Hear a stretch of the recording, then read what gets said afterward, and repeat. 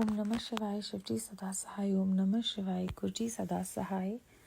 उमा संहिता के अध्याय 28 से लेकर 45। भगवती उमा के कालिका अवतार की कथा, समाधि और सूरत के समक्ष मेघा का देवी की कृपा से मधुकैटक के वध का प्रसंग सुनाना।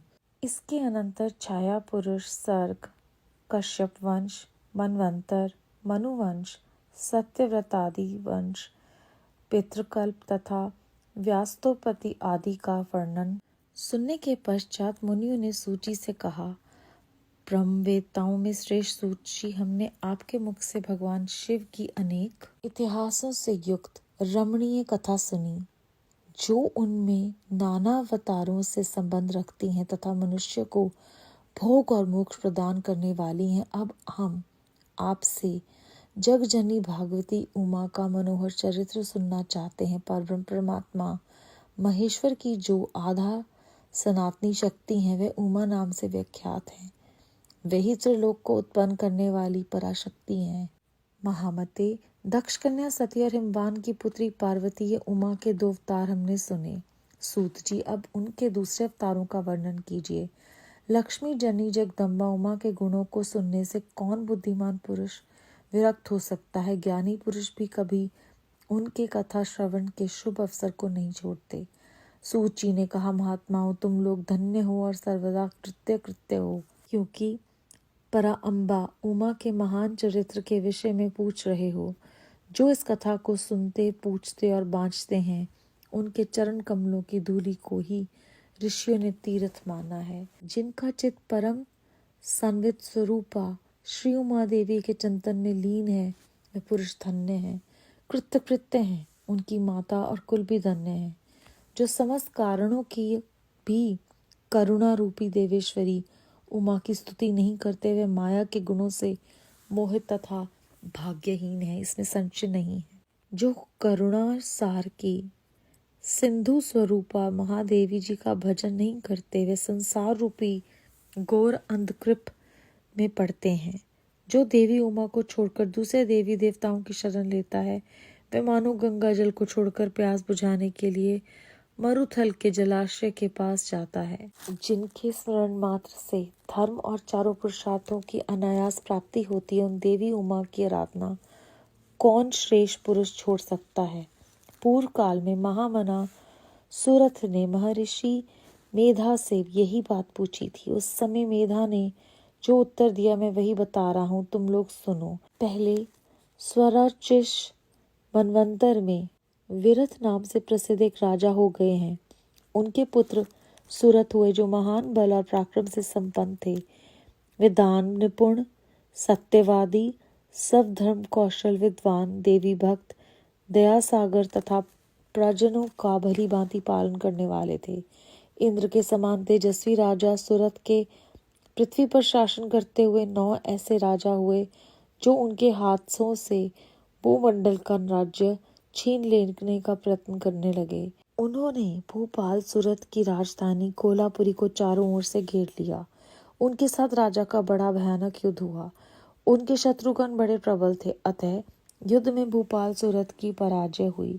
शत्रुओं ने सारा राज्य अपने अधिकार में करके सूरत को कोल्हापुरी से निकाल दिया। राजा अपनी दूसरी पुरी में आए और वहां मंत्रियों के साथ रहकर राज्य करने लगे, परंतु प्रबल विपक्षियों ने वहां भी आक्रमण करके उन्हें पराजित कर दिया।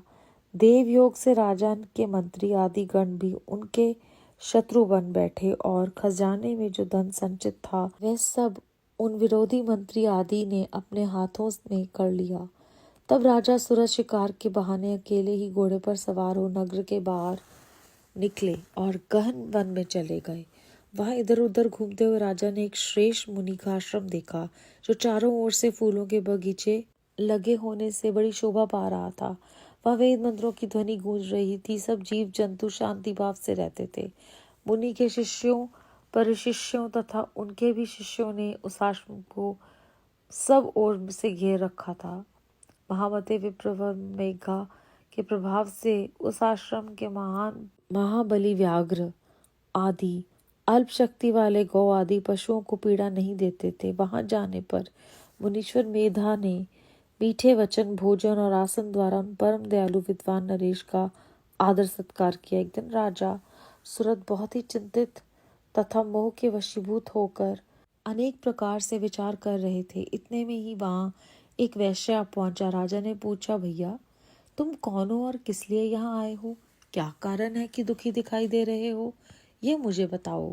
राजा के मुख से ये मधुर वचन सुनकर वैश्य प्रिया समाधि ने दोनों नेत्रों से आंसू बहाते हुए प्रेम और नम्रता पूर्वक वाणी में इस प्रकार कहा।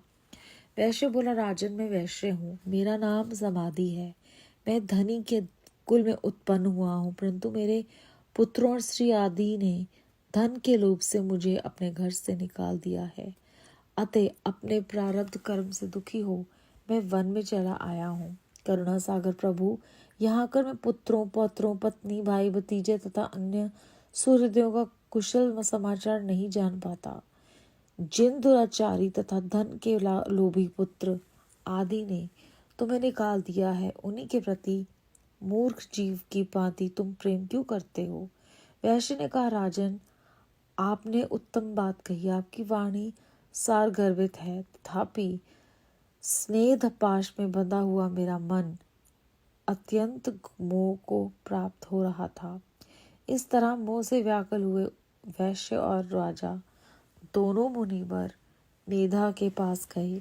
वैश्य सहित राजा ने हाथ जोड़कर मुनि को प्रणाम किया और इस प्रकार कहा, भगवान आप हम दोनों के मोह पाश को काट दीजिए। मुझे राजलक्ष्मी ने छोड़ दिया है और मैंने गहन वन की शरण ली, तथापि राजा छिन जाने के कारण मुझे संतोष नहीं है। और ये वैश्य है जिसे स्त्री आदि स्वजनों ने घर से निकाल दिया है, तथापि उनकी ओर से इसकी ममता दूर नहीं हो रही है। इसका क्या कारण है बताइए? समझदार होने पर भी हम दोनों का मन मोह से व्याकुल हो गया है।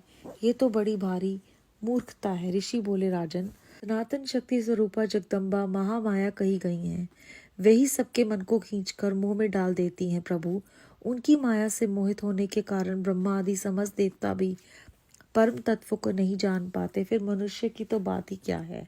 वह परमेश्वरी ही रज, सत्व और तम इन तीनों गुणों का आश्रय ले समय अनुसार संपूर्ण विश्व की सृष्टि, पालन और सहार करती है। नृपश्रेष्ठ जिसके ऊपर वह इच्छा अनुसार रूप धारण करने वाली वरदायिनी जगदम्बा प्रसन्न हो जाती है, वही मोह के घेरे को लांग पाता है। राजन ने पूछा, मुने जो सबको मोहित करती हैं वह देवी महामाया कौन है और किस प्रकार उनका प्रादुर्भाव हुआ, ये कृपा करके मुझे बताइए। ऋषि बोले, जब सारा जगत एकावर्ण के जल में निमग्न था और योगेश्वर भगवान केशव शेष की शैया छाकर योग निद्रा का आश्रय ले शयन कर रहे थे, उन्हीं दिनों भगवान विष्णु के कानों के मल से दो असुर उत्पन्न हुए, जो भूतल पर मधु और केटक के नाम से विख्यात हैं। वे दोनों विशालकाय और घोर असुर काल के सूर्य की भांति तेजस्वी थे।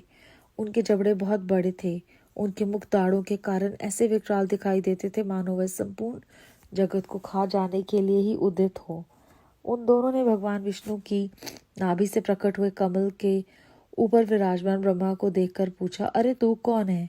ऐसा कहते हुए वे उन्हें मार डालने के लिए उद्यत हो गए। माँ जी ने देखा ये दोनों दैत्य आक्रमण करना चाहते हैं और भगवान जनार्दन समुद्र के जल में सो रहे हैं। अब उन्होंने परमेश्वर का सत्वन किया और उनसे प्रार्थना की, अंबिके तुम इन दोनों दुर्जय असुरों को मोहित करो और अजन्मा भगवान नारायण को जगा दो। ऋषि कहते हैं, इस प्रकार मधु और कैटभ के नाश के लिए ब्रह्मा जी के प्रार्थना करने पर संपूर्ण विद्याओं की आदि देवी जगत जननी महाविद्या फाल्गुन शुक्ला द्वादशी को त्रिलोक्य मोहिनी शक्ति के रूप में प्रकट हो महाकाली के समान विख्यात हुई।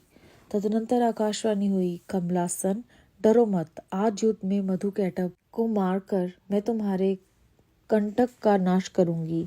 यूं कहकर वह महामाया श्रीहरि के नेत्र और मुख आदि से निकलकर अव्यक्त जन्मा ब्रह्मा के दृष्टिपथ में आ खड़ी हो गई।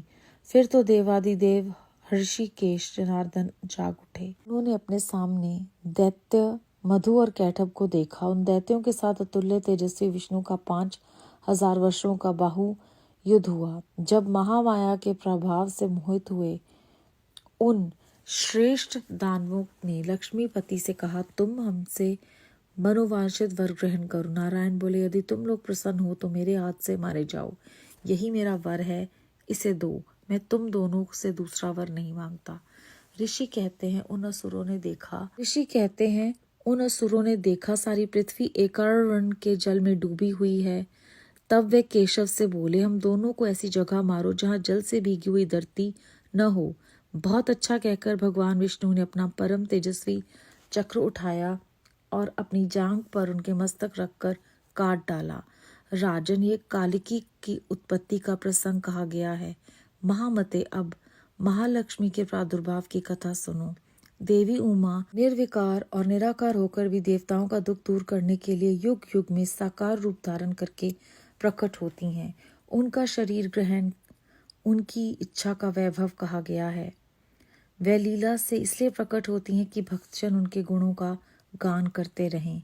अध्याय 28 से लेकर 45 समाप्त। अध्याय में हमने जाना कि किस प्रकार अब उमा देवी का मनोहर चरित्र जो है वो सूची से ऋषि सुनना चाहते हैं। तो सूची बताते हैं कि अम्बा उमा के महान चरित्र के विषय में कथा मैं बताता हूँ कि उनकी चरण कमलों की धूलि को ही ऋषियों का तीर्थ माना गया है। जिनका चित्त परम संवित स्वरूपा श्री उमा देवी में चिंतन करता है, वे पुरुष धन्य हैं, उनका कुल भी धन्य है। पूर्व काल में सूरत नाम के महर्षि मेघा ने ये बात पूछी थी कि देवी उमा की आराधना कौन श्रेष्ठ पुरुष छोड़ सकता है, क्योंकि उनके स्मरण मात्र से ही धर्म आदि चारों पुरुषार्थों की प्राप्ति होती है। तो उन्होंने बताया, विरथ नाम के प्रसिद्ध राजा थे जिनके पुत्र सूरत हुए, जो बहुत महान पराक्रमी और बलशाली थे। राजाओं ने उनसे उनका राज्य छीनने की कोशिश की। वो दूसरी पुरी में चले गए, वहां पर भी उन पर आक्रमण हुआ और तब राजा सूरत जो है वो शिकार के बहाने अकेले ही घोड़े पर सवार होकर चले गए, क्योंकि उनके अपने ही गण जो हैं वो उनके शत्रु बन गए। वन में वो मुनीश्वर मेघा से मिले, उन्होंने उनके मीठे वचन सुने, भोजन किया और एक दिन वो चिंतित होकर विचार कर रहे थे। एक वैश्य आया, राजा ने पूछा कि तुम कौन हो, यहाँ क्यों आए हो? तो उसने कहा कि मैं वैश्य हूँ, मेरा नाम समाधि है, मैं धनी के कुल से उत्पन्न हुआ हूँ, लेकिन मेरे पुत्र और स्त्री सब ने मुझे धन के लोभ के कारण घर से बाहर निकाल दिया। मैं पुत्रों पौत्रों भाई पत्नी भतीजे तथा अन्य सुहृदय के कुशल विचार नहीं जान सकता। राजा ने कहा कि जो धन के लोभी पुत्र हैं, तुम उनके लिए इतना प्रेम क्यों कर रहे हो? तो वैश्य ने कहा कि आपने ये बहुत ही अच्छी बात पूछी है, हम मोह से जो व्याकुल हैं, ये बहुत बड़ी मूर्खता है। तो ऋषि ने उन्हें बताया कि जगदम्बा जो है वो महामाया कही गई हैं। वो रज सत्व तम तीनों गुणों का आश्रय लेकर संपूर्ण विश्व की सृष्टि पालन और संहार करती हैं। इच्छानुसार रूप धारण करके पर वो प्रसन्न होती हैं, वो ही मोह के घेरे से लांघ जाता है। तो राजा कहते हैं कि जो सबको मोहित करती हैं वो महामाया कौन है? तो ऋषि बताते हैं कि भगवान विष्णु के कानों के मल से दो दैत्य प्रकट हुए, जिनके नाम थे मधु और कैटभ्य। वो जब आक्रमण करने लगे तो ब्रह्मा जी ने जगदम्बा का ध्यान किया। इतने में आकाशवाणी हुई जिसने कहा, डरो मत, उन दोनों का नाश कर दूंगी। इतना कहकर वो महामाया श्रीहरि के नेत्र और मुख से निकलकर अव्यक्त जन्मा ब्रह्मा के ने आकर खड़ी हो गई। जनार्दन उठ गए, उन्होंने दोनों को देखा और विष्णु का 5000 वर्ष का जब बाहु युद्ध हुआ तो महामाया के प्रभाव से मोहित हुए उन दोनों ने कहा कि वो मनोवांछित फल मांगे। इस पर नारायण ने कहा कि तुम मेरे हाथों से मर जाओ। तो वो बोले कि हमें ऐसी जगह मारो जो जगह जल से भीगी हुई ना हो। उनके ऐसा कहने पर नारायण ने उनके मस्तक अपनी जांघ पर रखकर अपने चक्र से उनके सर काट दिए। इस तरह महालक्ष्मी जो है वो निर्विकार और निराकार होकर देवताओं का दुख दूर करने के लिए युग युग में साकार रूप धारण करके आती हैं। इसलिए प्रकट होती हैं कि भक्त जन जो हैं वो उनका गुणगान करते रहें। बेअंत शुक्राना गुरु जी महाराज। ओम नमः शिवाय। शिव जी सदा सहाय। ओम नमः शिवाय। गुरु जी सदा सहाय।